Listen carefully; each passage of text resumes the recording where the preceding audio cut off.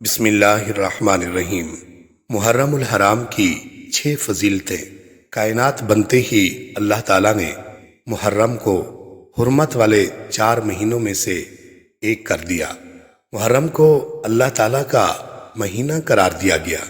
رسول کریم صلی اللہ علیہ وآلہ وسلم کو رمضان کے بعد سب سے زیادہ محرم کے روزے رکھنا پسند تھا۔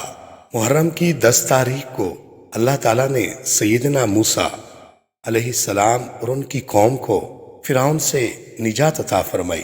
چنانچہ یہ دن قوم موسیٰ کا یوم نجات اور یوم آزادی ہے۔ عاشورہ یعنی 10 محرم کے صرف ایک روزے سے پورے سال کے گناہ معاف ہو جاتے ہیں۔ رسول کریم صلی اللہ علیہ وآلہ وسلم نے 7 9 محرم کا روزہ رکھنے کا بھی عزم فرمایا، مگر زندگی نے وفا نہ کی۔ حضرت سیدنا عمر رضی اللہ تعالی عنہ نے اسلامی تقویم کا آغاز فرمایا تو نئے اسلامی سال کا آغاز بھی محرم کے مہینے سے ہوا۔ اس ماہ مقدس کی 10 تاریخ کو جنتی نوجوانوں کے سردار، باغ نبوی کے خوشبودار پھول سیدنا امام حسین علیہ السلام کی شہادت کا سانحہ پیش آیا۔